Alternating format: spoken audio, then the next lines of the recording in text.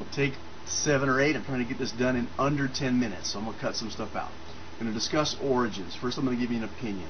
If you've got a worldview that you've come to thoughtfully, you've developed it over time, you've allowed it to be questioned and challenged and criticized, and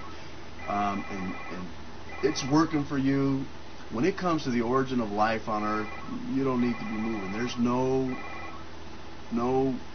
scientific argument that's persuasive enough to cause anyone to move off that position. Now, Well, by no scientific evidence, you mean no scientific evidence except for, like, the huge compilation of scientific evidence, right? I mean, you know, the whole Darwin thing and, you know, Einstein and, you know, all that evidence. And then the theoretical evidence on top of it, you know, pointing out how religion is all based on a bunch of mumbo-jumbo invented by people who didn't know how to build an outhouse.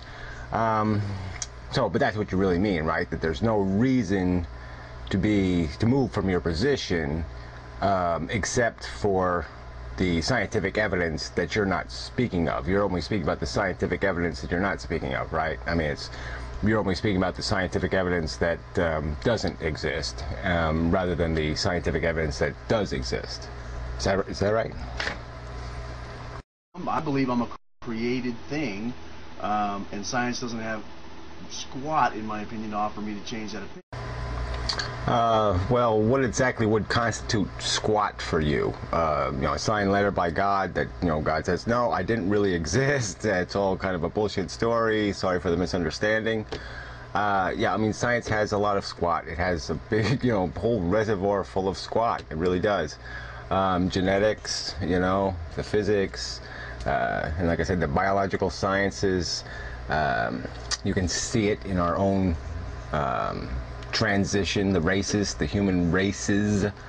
You can see the creative process taking place right before your eyes. All you have to do is open your eyes and look outside, and you will see it taking place right in front of you. Really, you will. That is, if you have an open mind and aren't an asshole. God's not empirically testable. I don't say that I have scientific evidence to, you know, persuasive enough to move anybody off an atheistic or naturalistic worldview. But that's it. You know, there's my current position or statement regarding any kind of discussions on origins of life, universe, whatever.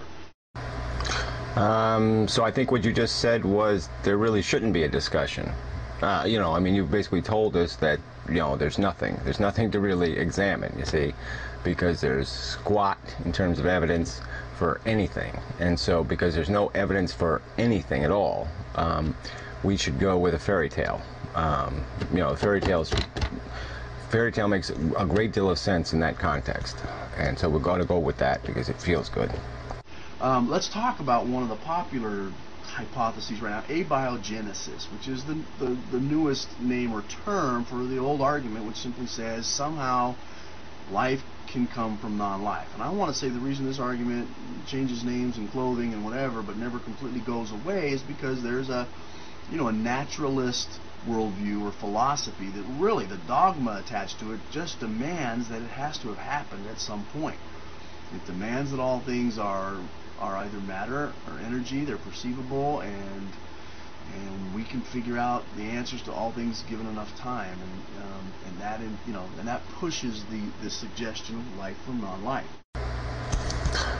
Well, yeah, it's sort of the logical conclusion. If you don't believe there's a God, then yes, you would trace evolution back and conclude, deduce that it is probable, likely, you know, well, maybe definite's too much of a word for you, but you know, it's okay with me. I'm comfortable with it.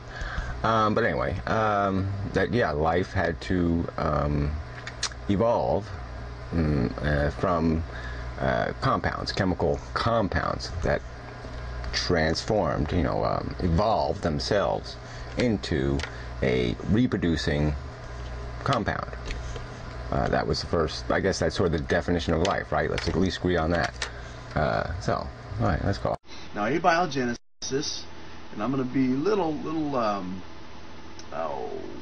I'm gonna show my bias against it. I'm a little, because I think it's presented too often and taken too seriously, as a theory or as a, persuasive or extremely credible argument for origins, and it's really not. Well, actually, I think you're going to show your bigotry against it.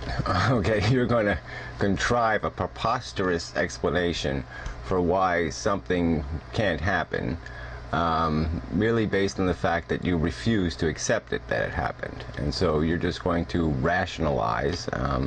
You're going to, like any other bigot, you're going to use some irrelevancy as an excuse to validate your own what's the right word? Your own rejection of reality. That's right.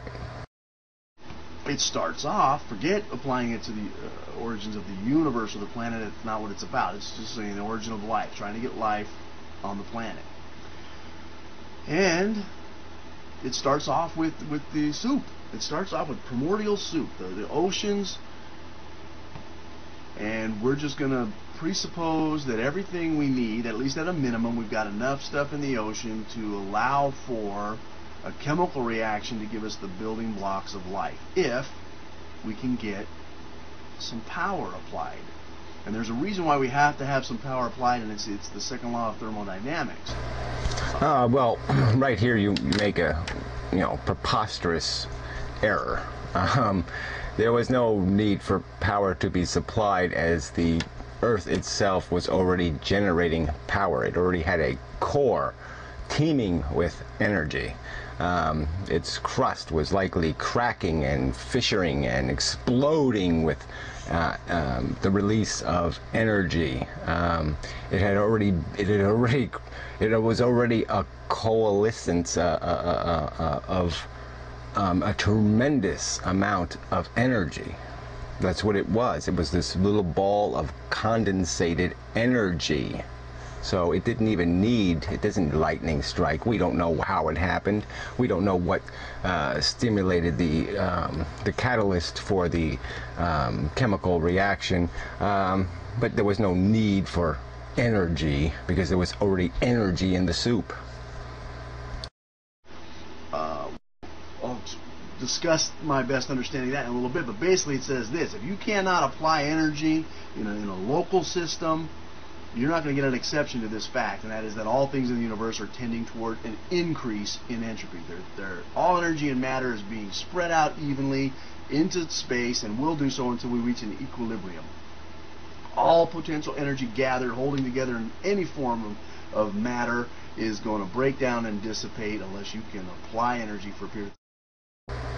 So I guess you're going to make this whole stupid argument based on a law that has the word tendency in it. I mean, you understand what tendency means. It doesn't mean that, oh, it's absolute. No, it means it tends to do something. That means it could tend to do it 60% of the time, or 80% of the time, or 90% of the time. It means the rule applies under certain circumstances, and that there are exceptions. That's what a tendency means, is that there are exceptions to the tendency. And certainly life would be an exception, as it is a complex system that actually traps energy and controls matter and manipulates it in a very closed system relative to the external universe. It's to apply a law or a tendency that is established to describe how raw, crude matter behaves, and to apply it to living organisms or even complex compounds, is idiotic. That's what it is. It's idiotic.